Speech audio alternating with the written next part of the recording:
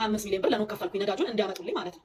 ለምን በአንዴ ከጅቡቲ ነው የሚገዛው ገዝተው አምጥተው እንዲያራግፉልኝና እኔ ደግሞ ለማሽኖቹ እንድጠቀም ብዬ 25 ሚሊዮን ብር ከፈልኩ። ያ ጥቅምት ነው። ከዛ ነዳጁን ኦርደር አደረኩኝ። በአንዴ ኦርደር የምታደርገው 50 ሺህ ሊትር ነው። 50 ሺህ ሊትር እያደረክ ነው ኦርደር የምታደርገው። በ2018 ጥቅምት ወር ነው ይሄንን ኦርደር ያደረኩት። ክፍያውንም የከፈልኩት በ2018 ጥቅምት ወር ነው። ከዛ በዛ መሃል እየጠበቅኩኝ ነዳጁ አልመጣም። የራሱን የቻለ ፕሮሰስ አለው። ፕሮሰስ እየተደረገ ነዳጁ ከጅቡቲ ተጭኖ ሳይመጣ እኔ ህዳር 14 ታሰርኩኝ። ታስሬ እያለ ነዳጁ ከጅቡቲ ወጣ። እኔ እንግዲህ እስር ቤት ነኝ ያለሁት። በ2018 እንደነገርኩ የብጥብጡ የኢራን ጦርነት አልተጀመረም። ምንም አይነት የነዳጅ የጭቅጭቅ የሚባል ነገር ጭራሽ አልተጀመረም። እኔ ነዳጁ ከጅቡቲ ተጭኖ ሲወጣ እስር ቤት ነኝ ያለሁት። አላየሁትም። ቦቲው ቀጥታ አድራሻ ስላለ ቤተሰቦቼም ስላሉ ቀጥታ ሄዶ ዲማ እንዲያራግፍ ነገሩት። ሹፌሩ ቀጥ ብሎ ወደ ዲማ ሄደ ሊያራግፍ። ለእኔ እየመጡ ሲጠይቁኝ ምሳ ቁርስ ይዘው ሲመጡ ይነግሩኛል። መኪናው እየመጣ ነው፣ እዚህ ጋር ደርሰዋል፣ እንዲህ ነው ይሉኛል። እሺ አልኩኝና ሰማሁኝ። መኪናው ሄዶ ማጠራቀሚያ ውስጥ አራገፈ ነዳጁን ማለት ነው። ስንት ናፍጣ ነው ያራገፈው መሰለ? ዲስፓቹ አለ። ዲስፓቹን አሁንም ለሰው ማሳየት ትችላለህ። የነዳጅ ዲስፓች አለ። 90 ከተፈቀደልኝ 100 ሺህ ሊትር 50 ሺህ ሊትር ድፍን የሚጭን ቦቴ የለም። 47 ሺህ 45 ሺህ እስከ 48 ሺህ አሁን አዲስ የመጡት ቦቴዎች እስከ 49 ሺህ ድረስ የሚጭኑ ቦቴዎች አሉ። እና ይሄ ቦቴ ደረሰ። ሁለት ናቸው ተከታትለው ወጡና ሄደው አራገፉ። ዲስፓቹ እንደሚያሳየው 93851 ሊትር ናፍጣ ተራገፈ። ለኔ ለእርሻዬ ማለት ነው። ከዛ ቤተሰቦቼ ምን አሉ? ይሄ ናፍጣ መነካት የለበትም፣ ስራው የሚቆም 8 ማሽን አለ ግቢ ውስጥ ማለት ነው እየሰራ ያለ 8 ማሽን ቆሟል። ዶዘር አለ፣ ሎደር አለ፣ ኤክስካቫተር አለ። የሚገርምህ ዶዘሩና ኤክስካቫተሩ ክራይ ነው፣ ሎደሩና ትራክተሩ ነው የኔ በክራይ ነው የገቡት ማሽኖቹ። ኤክስካቫተር በሰዓት 4000 ብር ይከፈለዋል፣ ዶዘር በሰዓት 4000 ብር ይከፈለዋል። ሎደሩና ትራክተሮቹ የቀሩት ማሽኖች የራሴ ናቸው። እና ነዳጁ መጥቶ ተራገፈ። ከዛ ንግድ ቢሮ፣ ደህንነት ቢሮ፣ ፖሊስ አንድ ላይ ሆነው ይሄ ነዳጅ ክምችት ነው አሉ። ሄደው እዛ ላሉ ጥበቃዎች ማለት ነው ክምችት አይደለም የእርሻ ነው።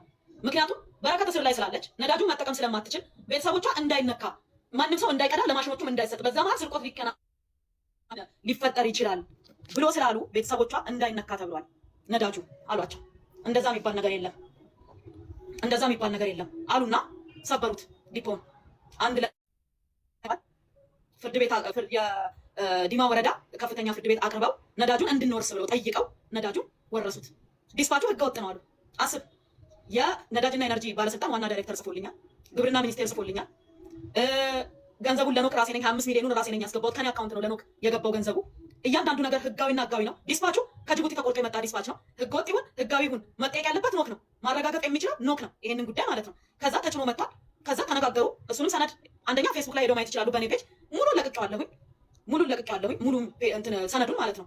ተነጋገሩ፣ ቃለ ጉባኤ ያዙ፣ አወሩ፣ ሰበሩት። ነዳጁን ቀርተው ወሰዱ፣ ሸጡት። እኔ በዛ ሰዓት እስር ቤት ነኝ ያለሁት። የተሸጠው ታሳስ ላይ ነው። ታሳስ እኔ እስር ቤት ነኝ ያለሁት።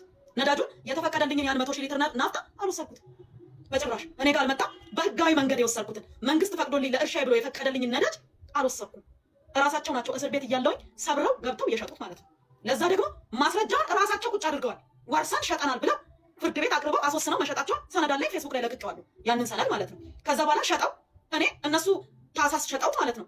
ኦልሞስት የተሸጠው ነዳጁ ወደ 30 ምናምን ሚሊዮን ብር ሸጠው ተካፈሉ ብሩ። ለመንግስትም ገቢ አልተደረገም በነገራችን ላይ የናፍጣው ብር ማለት ነው። ከዛ ለመንግስትም ገቢም አልተደረገም፣ ለማንም አልሰጠም። ወደ 6 ሚሊዮን ብር መንግስት አካውንት ውስጥ አስገብተናል ይላሉ። ይግባ ራሱ ያውቃል የመንግስት አካል ለገቢዎች አስገብተናል ይላሉ። ያስገቡ እኔ የማውቀው ነገር የለም። ግን ነዳጁ ወደ 38 ሚሊዮን አካባቢ ነው የተሸጠው ያ ነዳጅ። ገንዘቡን እርስ በርሳቸው ተካፍለው ነው የወሰዱት። እኔ በዛ ሰዓት እስር ቤት ነኝ ያለሁት። ያየሁት ነገርም የለም። ተፈትቼ ስወጣ ነዳጁ ኦልሬዲ ተሽጧል። የለም ነዳጁ። ቀጥታ ለፌዴራል ፖሊስ አመለከትኩ። ህጋዊ የሆነ ነዳጅ እንድሰራ መንግስት የፈቀደልኝ ራሴ በገንዘብ የገዛሁት ነዳጅ ተሽጦብኛል ያለ አግባብ ልክ አይደለም ብዬ አመለከትኩኝ። ከዛ በኋላ እያየነው ነው እናይልሻለን፣ ሰነዱን አምጪ አሉኝ። ሰነዱን እንዳለ ሰብስቤ አቀረብኩኝ ለፌዴራል ፖሊስ። እሺ ብለው ተቀበሉ። ነገሩን መርምራ እያየነው ያለውን ነገር እንገልጽልሻለን አሉኝ። እሺ አሉኝ። ስልኬንም አልመለሱልኝም። ሁለት ስልክ አይፎን 15 ፕሮ ማክስ እና 16 ፕሮ ማክስ ስልክ ሰጥቻቸው ነበረ። ያንን ስልክ አልመለሱልኝም። ራሳቸው ጋር ነው የቀረው። ኢቨን ፎረንሲክ ማለት ነው ምርመራዬን ጨርሻለሁ አጠናቅቄያለሁ ሲል ብዙ ጊዜ ስልክ ለምን እንደማይመለስ አላውቅም። አንዳንዴ ይመለሳል፣ አንዳንዴ አይመለስም። የኔ ግን አልተመለሰም በአጋጣሚ ማለት ነው። መርማሪዎች እጅ ነው ያለው። ከዛ እንግዲህ እንዳየሁት ከሆነ ማለት ነው አንደኛ እኔ እንድሰራ አልተፈለገም። ክሱ ላይ ከሆነ በረከት ነዳጁን የሸጠችው ለወርቅ አቅራቢ ወይም ለወርቅ አምራች ድርጅት ነው ነዳጁን የሸጠችው ይላል ክሱ ማለት ነው። በመጀመሪያ ደረጃ ራሴ ወርቅ አምራች ነኝ። እዛ እርሻ ከምሰራበት ቀበሌ ውስጥ ማለት ነው። በረከት እርሻ እየሰራሽ ነው፣ ገቢው የከፍሽ ነው፣ ለምን ወድንም አትገቢም፣ ለምን ለብሔራዊ ባንክ አታቀርቢም ብለው የማዕድንን ቦታ ስለሰጡኝ ማዕድን ማምረት ጀምሬያለሁ። ገና ዘንድሮ ነው በ2018 ማለት ነው። ለራሴ እፈልጋለሁ፣ ለራሴ አይበቃኝም። ነዳጅ ማለት 1 ሺህ 10 ሺህ 100 ሺህ ሲባል ትልቅ ይመስላል። ትልልቅ የቪዲዮቲ ማሽኖችን ስታንቀሳቅስ ግን ማለት ነው ያ ማለት ምንም ማለት አይደለም። ያ ነዳጅ ማለት ነው። እና ያ ነዳጅ ሳይሰጠኝ እርሻ ስራ አቁሙ ብላቴ ማለት ነው በነዳጅ እጥረት ምክንያት ቲማቲም ከጥቅም ውጭ፣ ፓፓያ ከጥቅም ውጭ፣ ምን የመሳሰለ አትክልት ከጥቅም ውጭ ሆኖብን ማለት ነው። ብዙ ነገር ተበላሽቶብኝ እንግዲህ እኔ ለምን እንዳልሰራ እንደተፈለገ አላውቅም። ወይ ደግሞ ምናልባት ረከታው ማንም ሰው እናስራለን ብለው ለማሳየት ፈልገው ከሆነም አላውቅም። እውነት ለመናገር የራሳቸው ግን እኔ እርግጠኛ ሆኜ የምነግርህ የሆኑ የተደራጁ ቡድኖች አሉ። በጣም የተደራጁ ፌዴራል ፖሊስ ውስጥ አሉ። የጸጥታ አካላት እሱ ጋር ከመግባታችን በፊት አይደለም። ይኸውልህ አንድ ላይ የተያዘ ነገር ስለሆነ ፊራ አንዴ ስማ። ይኸውልህ ገባ አርቲፊሻል ኢንተለጀንስ ውስጥ አሉ፣ ፍትህ ሚኒስቴር ውስጥ አሉ። እጅግ በጣም የተደራጁ ሰዎች የራሳቸውን አጀንዳ የሚያስፈጽሙ ማንም ይሁን ማንም ከመምታት ወደኋላ የማይመለሱ ህግ ከለላ እየሰጣቸው በቃ የህግ ውስጥ ነው ያሉት እነዚህ ሰዎች ገባ። እኔ ባልሸጥኩት ነዳጅ ራሳቸው ሸጠው በወሰዱት ነዳጅ እኔ እስር ቤት እያለሁ ለተሸጠ ነዳጅ በድንገት ተከሳሽ ሆኜ መጣሁ።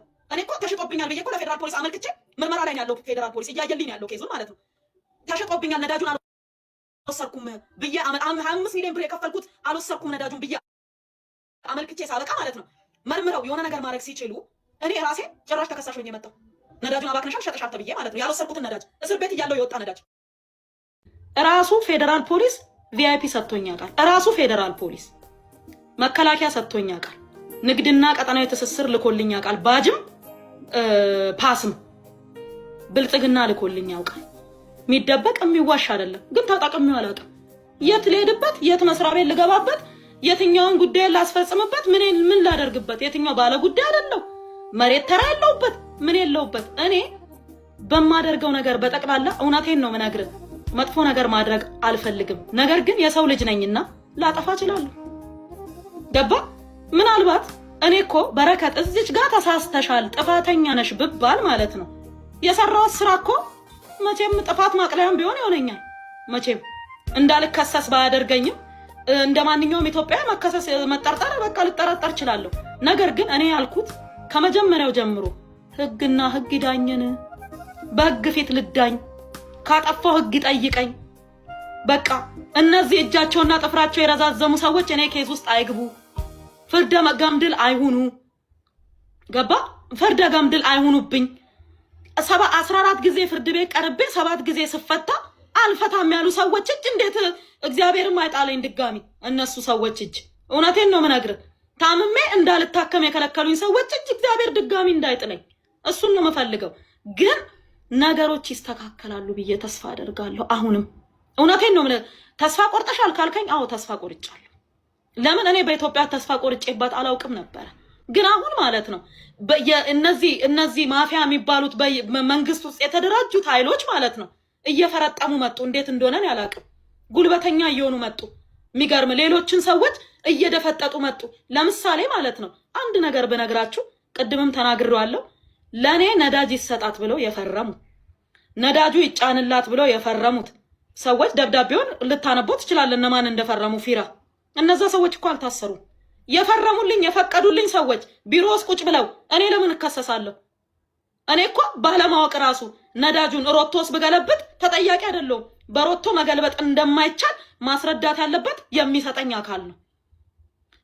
ነዳጅ ማደያሽን ገንብተሽ እስክጨርሺ አልሰጥሽም ማለት ያለበት ማን ነው? የሰጠኝ አካል ነው።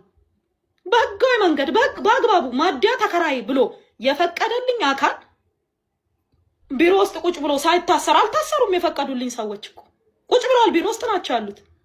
እኔ የተከሰስኩት ግን ምንም ከማላቃቸው ሰዎች ጋር ነው ስሜ ያለው። ለምን አላቅም። ቀጥሎ ደግሞ ዘሀበሻ አይታል የሆነ ደብዳቤ እንዲህ እያለ ሲያነባ አይታቸዋል አይደል? እሱ ደብዳቤ የተደበቀ ደብዳቤ አይደለም። አውጣና አንብበው። እሱን ደብዳቤ ደስ ይለኛል በአንዴ ማለት ነው። አያናም እዚህ እያለ አንብበው። የትኛው ነው የነዳጅ ማራገፊያ ቦታ ይፈቀድልኝ የሚለውን ደብዳቤ አንብበው። ዘሀበሻ ሙሉን ስላላነበበ ቅንጭብ አድርጎ በደንብ እንዳይነበብ አድርጎ ስላቀረበ እኔ ላስነብበው ራሴ ነኝ። ከኔ ድርጅት የተጻፈ ነው። ማተም አለው፣ ቀን አለው፣ ቁጥር አለው። ይሄንን ነው አይደለ? አዎ። እሺ ስክሪንሻት አድርጉት ከፈለጋችሁ። እሺ ላንብበው። እሺ ከላይ ሄዲንግ ሌተሩ በረከት ወርቁ አደራ ይላል። ፋርም ኤንድ አግሮ ኢንዱስትሪ ኢንቨስትመንት ይላል። ቀን 13/02/2018 ይላል። ሪፈረንስ ነምበሩ 033/18 ይላል። ለነዳጅና ኤነርጂ ባለስልጣን አዲስ አበባ። ጉዳዩ የነዳጅ ማራገፊያ ቦታ ስለመጠየቅ። ከላይ በርዕሱ ለመግለጽ እንደተሞከረው ድርጅታችን በረከት ወርቁ አደራ እርሻ ኢንቨስትመንት በጋምቤላ ክልል በዲማ ወረዳ እና በጋምቤላ ወረዳ የለማ የገበሬ ማህበር መሬት 220 ሄክታር እና በምንጣሮ ላይ የሚገኝ 520 ሄክታር፣ በአፋር ክልል 1000 ሄክታር፣ በደቡብ ኢትዮጵያ 600 ሄክታር እንዲሁም በኦሮሚያ ክልል አውትስ ግሮወርስን ጨምሮ 920 ሄክታር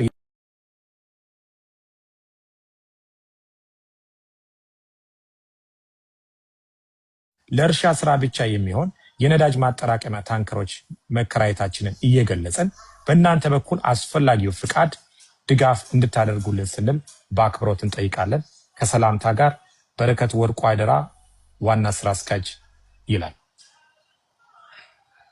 ስለዚህ ቅድም ዘመረሻ ያቀረበው ደብዳቤ ይሄ ደብዳቤ ነው። ምንድነው ስህተቱ? ጥፋቱ ምንድነው? ምን ጥፋት አለው? ቦታ እስከምጨርስ ድረስ ቦታ ተከራይቻለሁና ይፈቀድልኝ አይደለ ብዬ ጠየቅኩት። ይሄ ደብዳቤ እንዲሁ የተደበቀ ደብዳቤ አይደለ፣ ይሄው ህጋዊ ደብዳቤ ነው። ባለስልጣን መስሪያ ቤቱ ፐርሚሽን እንዲሰጠኝ እኮ ነው የጠየቅኩት። ከዛስ ፐርሚሽን ሰጠኝ። የሰጠኝ ሰውዬ የት ነው? ቢሮ ውስጥ ቁጭ ብሏል። ማን ነው? ዶክተር ደስታው ነው። ምክንያቱም መደብቀው ነገር ስላልሆነ የፈረመልኝ የፈቀደልኝ ዶክተር ደስታ ነው። ዶክተር ደስታው ደግሞ አልታሰረም፣ ከታሰሩት መካከል አይደለም። ቀጥሎ ደግሞ የመጨረሻውን ፊርማ የፈረመልኝ ምክትል ዋና ዳይሬክተሩ ባህሩ ነው። ባህሩም አልታሰረም፣ ቢሮ ቁጭ ብሎ ነው ያለው። እኔ ግን የተፈሰስኩት ከማን ጋር ነው? ከማላውቃቸው ሰዎች ጋር ነው። አለቀ። አላውቃቸውም። እነዛን ሰዎች ምን እንዳደረጉልኝ ራሱ አላየሁም። ለምን ከነሱ ጋር ክስ ውስጥ እንደገባው ራሱ አላውቅም።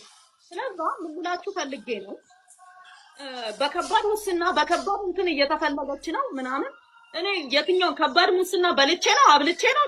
እሺ ሸጬስ ከሆነ ለማን የሸጥኩት? አብልቼስ ከሆነ ለማን ያበላሁት? ከማን የበላሁት? ግን ከሆነ ንግግር እኮ ያስፈልጋል። ገባ? ዝም ብሎ ሾላ በድፍኑ የሆነ ክስ ነው ያደርጋል። እኮ ሾላ በድፍኑ እኮ ነው። ግልጽ የሆነ ነገር እኮ የለውም። ዝም ብሎ በቃ ከፈለገ ተከራክራ ፈርድሜም ግጣ ተጋግጣም ቢሆን ጡጣ ብሎ እኮ ሰው አይከሰትም። ገባ? የምሰራው ስራ እኮ ከግምት ይገባል። አንድ ሰው እኮ ጥፋት እንኳን ኖሮበት ለህዝብ ጥቅም ተብሎ እኮ ክስ ይቋረጣል። ጥፋት እንኳን ኖሮበት እኔ ሳላጠፋ ነው። እኔ ንጹህ ሰው ነኝ ብዬ ነው ማምነው። በነጥለን ቀጥላለሁ። ደግሞ ኢትዮጵያን እኔ አሁንም ቢሆን ሀገሬ ነች ወዳታለሁ። ገባ? አሁንም ሀገሬ ነች ወዳታለሁ። ግን ማንም ሰው እንዲጎዳትም እንዲሰድባትም አልፈልግም ሀገሬን። አሁንም ቢሆን ማለት ነው ቢሄድም በቃኝ እንኳን ብዬ ወደ አይርላንድም ብመለስ ወደ ሌላ ሀገር ብመለስ ሀገሬ ነች እኮ። ኢትዮጵያ መሆኔ እኮ ከላይ ላይ የሚፋቅ ነገር አይደለም። ለዘላለም እስከ መቃብር ድረስ አብሮኝ የሚቀጥል ነገር ነውና ብዙ ነገር ብለናል፣ ብዙ ተነጋግረናል። ኢትዮጵያ ውስጥ ደግሞ የመጨረሻ ልነግራችሁ የምፈልገው ነዳጅ ማደያ ሳይኖር ነዳጅ ማራገፍ የሚል ነገር ዛሀበሻ ስላለ ጥርት እንዲልላችሁ ኢትዮጵያ ውስጥ 1980 ማደያዎች አሉ። ፍቃድ የላቸው ነዳጅ የሚያራግፉ ማደያዎች አሉ። ከነሱ መሃል 320 ማደያ ክራይ ናቸው። ስለዚህ ማደያ ተከራይቶ ነዳጅ ማራገፍ አይከለከልም፣ ህጉ አይከለክልም። ስለዚህ ተከራይቼ ፍቀዱልኝ ብዬ ጠየቅኩኝ፣ ተፈቀደልኝ። ላራግፍ ስል እስር ቤት ነኝ ያለው። ነዳጁን ራሳቸው ሸጡት። አለቀ። ይሄው ነው ታሪክ። አይ ቲንክ እኔ ጨርሻለሁኝ። በረከት አይ ቲንክ አንዳንዱ ነገር ላንቺም የሚጠቅም ይመስለኛል። አሁን ፍራስትሬት ተስፋ የሚያስቆርጥ የሆነው ነገር እያየሁ ያለሁት በተለይ ወደ ሚዲያ ማምጣታቸው ምንድነው ዲስጋይስ የሆነ በረከት ነውና በመጥፎነት ውስጥ የተደበቀ ጥሩነትም ሊኖረው ይችላል። ቢኮዝ አሁን ያው በሰው ፊት የሚታይ ነው። አንቺ ከህጉ ጋር ያለሽን ግንኙነት በህጋዊ መንገድ እንዳልሽው መቀጠል ነው። አሁን የምትነግሪኝ ዲቴሎች ለፍርድ ቤት ቀርበው ፍርድ ቤት መርምሮ ውሳኔ የሚሰጥባቸው ናቸው። እዚህ ሚዲያ ላይ ያለን ሰዎች ፍርደ ገምድል ነው የምንሰጠው። እኔ እንኳን እንደው ሌላ ጊዜ የምራቀቀው ሰውዬ ትላንትና ፌስቡክ አይቼ ሸርተት ብያለሁና እንደዛ መጠንቀቅ ያስፈልጋል። በፍርድ ቤት ሂደት ውስጥ መስተካከል ያለበት ነው። ተስፋ አትቁረጪ። ተስፋ የሚያስቆርጥ አይደለም። የስራ ሰው ነሽ። የጠፋም ነገር ቢኖር የለማም ነገር ቢኖር በህግ የሚያዘው ነገር ይያዛል። የምናውቀው አይናችን ያየውን ግን ማንክደው ኢትዮጵያ ላይ ምን ያህል ኢምፓክትፉል የሆንሽ ሴት ለሌሎች ሴቶች ምሳሌ የምትሆኝ እንደሆንሽ አውቃለሁና በርቺ። ዲስከሬጅድ እንድትሆኝ ተስፋ እንድትቆርጪ አልፈልግም። የሚሰራ እጅ ሊያጠፋ ይችላል። እኔ ብታጠፊ አጠፋሽ እያልኩ አይደለም። ከምትነግሪኝ ነገር አላየሁም። ግን ብታጠፊ ራሱ ማለት ነው አንቺ የሰራሽውንና ያደረግሽውን ነገር ምንክደው አይደለም። ስለዚህ በርቺ። መንግስትም ደግሞ ወደ ታች እየወረሽ ስቴጂም ብዙ ቦታ ላይ ብልሹነት እንዳለው የተደራጀ ነገር እንዳለው መጥፎ እንደሆነ ሁሉ ጥሩውንም ደግሞ ታውቂዋለሽ፣ አይተሽዋል። ምን እንደተደረገ ምን ያህል እንቅስቃሴ እንዳደረጉ ከባንክ አንጻር ሲንቄዎች ምን ያህል ለአንቺ ያላቸውን ቦታ ታውቂያለሽ። ፌደራል መንግስት የአዴ ከንቲባ ጽሕፈት ቤት እንዴት እንደሆኑ ታውቂያለሽ።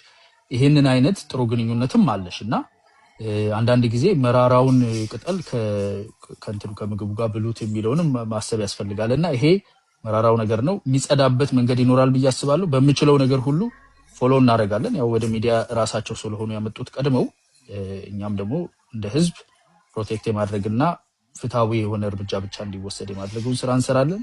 በርቺ። በውስጥ ደግሞ ሰላም እልሻለሁ። እንዳስገነዝብ የምፈልገው እዚህም ያለው ሰው እንዲገነዘበኝ የምፈልገው ማለት ነው እኔ ከእስር የተፈታሁት ጥር ውስጥ ነው አይደለ? አንድ ነገር ስለ እስር ቤቱ ሁኔታ ምን እንደገጠመኝ እንዴት እንደታሰርኩ ህመሜን በተመለከተ አውጥቻለሁ። ሶሻል ሚዲያ ላይ መጥቼ አንድ ነገር ትንፍሽ ይያለው ለአንድ ሰው አላወራሁም፣ አልተናገርኩም፣ አልኩት ሁሉን ነገር ትዬ ማለት ነው። ወደ ሚዲያ ጭራሽም አልመጣሁም። በቃ ትናንትና ነው ወደ ሚዲያ የመጣሁት። ለምን እራሳቸው አስገደዱኝ።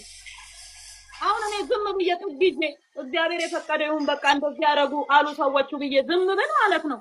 ገባ? ይኸው ችግር ስላለባት ነው ጸጥ ያለችው እንደዚህ ስለሆነ ነው ስለሚባል በፌስቡክ በፌስቡክ መልስ ሰጠው። ገባ? ቤቱ መጥተው መጥሪያ ሰጥተውኝ ቢሆን ኖሮ ቤቴ መጥተው ፈልገውኝ ቢሆን ኖሮ ገባ? ካልጠፋ ጠፋች ብሎ ባያሰሩብኝ ኖሮ ማለት ነው እውነቱን ብነግርህ እዚህ ሚዲያ ላይ የማይመጣ ይሄ ሁሉ ብጥብጥም ጭቅጭቅም አጀንዳም አይመጣ። ብዙ ሰዎች ደግሞ 98 ቢሊዮን ነው 78 ቢሊዮን በ9 ወር ውስጥ ተዘረፈ ብሎ ፓርላማ ላይ አቅርቧል ነበር ፌደራል ፖሊስ። ምናልባት እሱንም መሸፈኛ አርገውሽ ሊሆን ይችላል የሚልም አስተያየት አለ። አርገውኝም ከሆነ እንግዲህ መቻቸው ምንም ማድረግ አይቻልም። ሌላው ግን እኔ አንድ አያናም እያለ እዚህ ጋር ኮሜንት ላይ ያየው ስለነበረ የወርቅ ቢዝነስ ውስጥ ገብተሻል፣ የወርቅ ቢዝነሱ ህጋዊ እንደሆነ ደብዳቤ እንደተጻፈልሽ እና በምን ያክል ካፒታል እንደጀመርሽ ላንብብላቸው። ኦኬ፣ እዚህ ጋር የተጻፈ ደብዳቤ አለ። የተጻፈው ደብዳቤ ማተብ አለው፣ ምን አለው? ለዲማ ወረዳ አስተዳደር ምክር ቤት ዲማ ይላል። ጉዳዩ የድጋፍ ደብዳቤ ስለመስጠት ይላል። ከላይ ሄዲንግ ሌተሩ ትክክለኛው መንገድ በህግ ልዳኝ፣ በትክክለኛው ነገር ፍትህ ይሰጠኝ፣ በትክክለኛው መንገድ የተሸጠው ነዳጄ ይመለስልኝ። ነዳጁን ራሳቸው ሸጠው። እኔ እስር ቤት እያለሁ ለተሸጠ ነዳጅ እኔ ዛሬ ተከሳሽ ሆኜ ስቀርብ ምን ይባላል እስቲ? ማለት የሚሰማ ሰው ራሱ ፍርድ መስጠት ይችላል። ነዳጁ ሲሸጥ ነዳጁ ከጅቡቲ ሲወጣ እኔ እስር ቤት ነኝ እኮ ያለሁት፣ አልተፈታሁም፣ የለሁም፣ ሰነዱ አለ። ወርሶ መሸጣቸውን እራሱ ከፍርድ ቤት ወረቀት አውጥቻለሁ። አንተ ጋርም ልኬልሃለሁ፣ ፌስቡክ ላይም ለቅቄዋለሁ። እና ምን ልልህ ፈልጌ ነው፣ እንዴት ነው ብለህ ካልከኝ አልኩ። አሁንም እኮ የራሳቸውን አጀንዳ የሚያስፈጽሙ የሆኑ ቡድኖች አሉ። ለስልጣን ሊሆን ይችላል፣ ለሀብት ሊሆን ይችላል፣ ለተለያየ ነገር ከዚህ ጉዳይ ጀርባ በጣም ብዙ ሰዎች አሉ ብዬ አምናለሁ። እግዚአብሔር አንድ ቀን በቀናቸው ይገልጣቸዋል ብዬ አምናለሁ። እንዲህ እንደተደፋፈነ ነገሮች ይቀራሉ ብዬም አላስብም። ግን እኔ ምለው የተሸጠብኝ ነዳጅ እኔ በታሰርኩ ጊዜ ከጅቡቲ ለወጣው ነዳጅ በረከት ለምን ወንትን ተባለች? ምን አጥፍቼ? የማንን ምን ነክቼ? ምን አድርጌ? ገባክ? ሌላውን ተው። እኔ ልንገርክ፣ የኔ እርሻ ማዳበሪያ የመጠቀም ኮታው በአመት 10,000 ነው። ግብርና ሚኒስቴር አለ። ይሄን እየሰሙ ከሆነ ወይም ነገም ከነጎዳ ሪካርድ ተደርጎ ከሰሙ መናገር ይችላሉ። ወስጄ አላውቅም ማዳበሪያ ከመንግስት። ወረዳ እኛ ጋር ቀበሌ እንደ ማንኛውም ሰው ለማመርታት ምርት ለምሳሌ ጭራሽ ማዳበሪያ የማልጠቀምባቸው ምርቶች አሉ። ማዳበሪያ ለምጠቀምባቸው ምርት ገበሬ ለሌሎች ገበሬዎችም ለሌሎች ኢንቨስተሮችም ወረዳ ሲመጣ እንደ ማንኛውም ሰው 100 200 ስንትም ኩንታል አስፈቅጄ ወስዳለሁኝ እንጂ ይሄ ለኔ ኮታ ተብሎ በእርሻ ልክ የተደለደለልኝ 10,000 ኩንታል አንድ ቀንም ወስጄ አላውቅም ከመንግስት እጅ። አንድ ቀንም ከመጋዘን አውጥቼ ወስጄ አላውቅም። አንድ ቀን እሱ አለ። ሁለተኛ ደግሞ ልንገርህ፣ ማንኛውም ገበሬ እርሻ ከጀመርኩ 12ኛ ዓመቴ ነው። ጭራሽ ሳያርሱ ጭራሽ አንድ ነገር ሳያደርጉ ሰዎች መጀመሪያ የሚሰጣቸው ፒክአፕ ማመልከት ይችላሉ ከቀረጥ ነፃ፣ አምቡላንስ ማመልከት ይችላሉ ከቀረጥ ነፃ፣ በጣም ብዙ ዕቃ ማምጣት ይችላሉ ከቀረጥ ነፃ። ይሄው ጉምሩክ ይመስክር መጥቶ ይናገር በረከት ወስዳለች ካለ ብታምንም ባታምንም የኔ እርሻ አንድም ዲዩቲ ፍሪ መኪና የለውም። አንድም ቀን ዲዩቲ ፍሪ መኪና አስገብቼ ነድቼ አላውቅም። በእርሻ ስም ማለት ነው። በእርሻዬ ስም ሰው ብረት አምጥቶ ይጠቀማል። ያን ሁሉ መጋዘን ስገነባ ብረቱን የጫንኩት ከመርካቶ ነው እንጂ ዲዩቲ ፍሪ አላስገባውም። መኪና ዲዩቲ ፍሪ ፒክአፕ የሚባል ነድቼ አላውቅም። ማዳበሪያ ከመንግስት እጅ ወስጄ አላውቅም። በኮታዬ በምችለው አቅም ከወረዳ ወስዳለሁ። በምችለው ከሌሎች ገበሬዎች ጋር አብሬ ስለምሰራ ማለት ነው። እኔ በረከት እዚሽ ጋር አጭበረበረች፣ እዚህ ጋር ዘረበች። ዲዩቲ ፍሪ ተጠቅሜ ማለት ሰው ነኝ። ጉምሩክ ቼክ ማድረግ ይችላል ሰነዴ። መኪና እኔ ዲዩቲ ፍሪ ፒክአፕ ነድቼ አላውቅም፣ አምጥቼ አላውቅም። አምቡላንስ አምጥቼ አላውቅም። ብረት ይፈቀድልኛል፣ አምጥቼ አላውቅም። ፈርኒቸር ይፈቀድልኛል፣ ተጠቅሜ አላውቅም። ምክንያቱም እኔ ታርጌቴ፣ እኔ አላማዬ ሀገሬን ማገልገል፣ እርሻ መስራት፣ ሪሶርሳችንን እንድንጠቀም የምችለውን ሁሉ ጥረት ማድረግ እሱ ነው የኔ አላማ። ተወሌላውን የኔን እርሻዎች እኮ ልማት ባንክ ብድር የለባቸውም። ልማት ባንክ አልተበደርኩባቸውም። የኔ ፋብሪካዎች እኮ ከልማት ባንክ ነፃ ናቸው። ለምን? አብዛኛው ሰው ንብረት ወስዶ ቀጥታ ወደ ብድር ነው የሚሄደው። እኔ ግን አላስያዝኳቸው። ምነግር ነገር ለኔ ማሽነሪ ሲገዛ ሲንቄ ባንክ ማሽነሪ ገዝቶልኝ ያውቃል። እንደማንኛውም ሴት ኢንቨስተር እንደማንኛውም ገበሬ አበረታቶኛል። መቼም በጣም ነው ማመሰግናቸው። ማለት በጣም ትልቅ ባንክ ነው፣ በጣም ሰፊ ባንክ ነው፣ በጣም መልካም ባንክ ነው። እንደ ማሽነሪ ገዝቶ ስራሽን አስፋፊ፣ ስሪ፣ ጠንክሪ ብሎ እንደ ሴቶች ድጋፍ ሰጥቶኛል ሲንቄ ባንክ። በተረፈ ብዙ ሰዎች እርሻቸውን ሄዶ ያሲሳሉ። ገዝቶኛል ማለት ሲንቄ ባንክ ብሪፍ እንድታረጊልኝ ፈልጌ ነው። ገዝቶልኛል ማለት ስጦታ ነው ገዝቶ የሰጠሽ ወይስ ብድር ነው የሰጠሽ? ባንክ ስለሆነ ማሽን ገዛልኝ ሰርቼ እንድከፍል በ6 ዓመት ውስጥ ሰርቼ ከዛ ብራቸው መልሼ እንድከፍል ማለት ነው። ስለዚህ ምን ያህል ማሽነሪዎች ነው የገዛልሽ? ሎደር ገዝቶልኛል፣ ትራክተሮች ገዝቶልኛል፣ መዝሪያ ማሽኖች ገዝቶልኛል። ኦልሞስት ወደ 50 ሚሊዮን ብር የሚያወጣ 50 ሚሊዮን። ስለዚህ 50 ሚሊዮኑን እንደ ብድር ነው የገዛልሽ ማለት ነው። እንደ ብድር ነው የገዛልኝ። ከዛ ላይ 29 ሚሊዮኑን ከፍያለሁ። 29 ሚሊዮን ከፍለሻል። ስለዚህ አሁን ያው ከሲንቄ ባንክ ብድር ሲንቄ ባንክ አለብሽ 29 ሚሊዮን ከፍለሻል፣ 50 ሚሊዮን ገዝቶልሻል ማለት ነው። ኦኬ ለምን? ከዛ በተረፈ ፋብሪካዎቼም ንብረቶቼም ከብድር ከልማት ባንክም ጭምር ብድር ነፃ ናቸው። ምክንያቱም እኔ በገንዘብ ሚኒስቴር በኩል በድጋፍ አጽፌ በገንዘብ ሚኒስቴር በኩል በዲያስፖራ ኤጀንሲ በኩል ንጹህ ገንዘቤን አምጥቼ ነው ኢትዮጵያ ኢንቨስት ያደረኩት። ንጹህ ገንዘቤን። ስለዚህ አሁን ብድር ያለብሽ አንቺ አሁን ብድር ያለብሽ 29 ሚሊዮን ብቻ ነው 21 ሚሊዮን ብቻ ነው። ምክንያቱም 50 ሚሊዮን ሲንቄ ባንክ ሰጥቶሽ ነበረ። 29 የተወሰነ ወለድ ይኖራል። በወለድ ስለሆነ የተወሰነ ወለድ ሊኖር ይችላል። ግን እንደ ወለዱን ትተን ለህዝቡ ብሪፍ እንዲሆን 50 ሚሊዮን ሲንቄ ባንክ አበድሮ ማሽነሪዎች ገዛልሽ። ከገዛልሽ በኋላ የማበረታ ካበደረኝ ገንዘብ 29 ሚሊዮኑን መልሻለሁ። 21 ይቀራል። ወለዶቹን ባንኩ በራሱ አሰራር መሰረት ይሄድ። ስለዚህ ሌላ ምንም አይነት ብድር ወይ እዳ የለብሽም። ኦኬ። እንደገና ማዳበሪያ ለአርሶ አደሮች ወይ ደግሞ ለኢንቨስተሮች የተለየ ማዳበሪያ የተሰጣቸው አሉ። አንቺ ግን የዛ እድል ተጠቃሚ ሳትሆኚ እንደማንኛውም ተራ አርሶ አደር ከአርሶ አደሮቹ ጋር እኩል ከወረዳ ነው የወሰድኩት ብለሻል። ስለዚህ መንግስት ግን በሚሰራው አሰራር በራሱ አሰራር ለኢንቨስተሮች የተለየ የማዳበሪያ አሰጣጥ የሚሰጥ አሰራር አለው። ለመሬት ልክ ነው። ስለዚህ ለምን መጠቀም አልፈለግሽም አንቺ? እድሉ ካለ አሰራሩ ካለ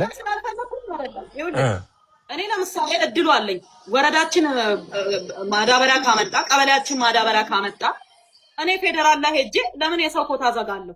ያ ማዳበሪያ እኔ ወስጄ ባስቀምጠው ማለት ነው ገባ ከሌሎቹ ተወስዶ ነው ድጎማ አለው ማዳበሪያ። በነገራችን ላይ በአመት እስከ 20 ቢሊዮን ብር መንግስት ይደጉማል ለገበሬ ማለት ነው። እስከ 80 ቢሊዮን ብር ድረስ ሊደጎም ይችላል ማዳበሪያ። ገባ ማዳበሪያ ይደጎማል። በድጎማ የመጣ ማዳበሪያ ወስጄ ከማስቀምጥ ወስጄ ከማከማች ስፈልግ ብቻ ነው የምወስደው። ወረዳችን ደግሞ ያመጣል፣ ማዳበሪያ ይደርሰዋል፣ ይመጣለታል። ከዛ ላይ እጠቀማለሁኝ እንጂ አንስቼ ክምችት ብዬ በፍጹም ወስጄ አላቅም፣ አስቀምጬ አላውቅም። የሌሎችን ገበሬዎች ኮታ መዝጋት አልፈልግም። ኦኬ ማለቴ ለምን ጥያቄዎችን እየበተናቸው እንድንሄድ መንግስት አሰራሩ ለኢንቨስተሮች ወይ ደግሞ እንዳንቺ ላሉ ትልልቅ ሰፋፊ እርሻ ላላቸው ለኢንቨስተሮች የተለየ ኮታ አድርጎ የሚሰጥ ከሆነ ለወረዳው የሚላከው ደግሞ ያንቺንም አካቶ ነው ወይ ወረዳው በውስጡ ባሉት ለኢንቨስተሮችም አካቶ ነው ወይ ወረዳው ማዳበሪያ የሚረከበው? ምክንያቱም ሌሎቹን አርሶ አደሮች መጉዳት እንዳይሆን እንደ ሁኔታው ለምሳሌ ማመልከቻ ጽፌ የኔ ኮታ ወደ ወረዳዬ ይምጣልኝ ካልኩኝ ወረዳው ኮታዬን ይወስዳል። ኦኬ ስለዚህ ከፌደራል መንግስት የምወስደው ካልኩኝ ከፌደራል እጅ ይወስዳለሁ ማለት ነው። ስለዚህ ስለዚህ መንግስት ያንቺን ኮታ በረከት ገበሬው ወይ ደግሞ የተለያዩ ኢንቨስተሮች በዚህ ወረዳ ውስጥ ይገኛሉ ብሎ ለአንቺ በመሬትሽ ልክ ማዳበሪያ ወደዛ ወረዳ ይልካል ማለት ነው። ኦኬ ሌላ አይ ቲንክ ህዝቡ የነዳጁን ጥያቄ በተቻለ መጠን ተመልሶለታል ብዬ አስባለሁ። ምክንያቱም የተከሰስሽበት ጉዳይ የማዳበሪያ ጉዳይ ወይ የመሬት ጉዳይ ስላልሆነ የነዳጅ ጉዳይ ስለሆነ አንቺ 25 ሚሊዮን ብር አውጥተሽ ነዳጅ ገዝተሻል፣ እነሱ በ8 ሚሊዮን ብር ከሰውሻል። ከዚህ ጀርባ አንዳንድ ግለሰቦች እንደሚያነሱት በድፍረትም ልጠይቅ የምፈልገው የፖለቲካ እድምታ አለው፣ የፖለቲካ እድምታ ጫና አለው ብለ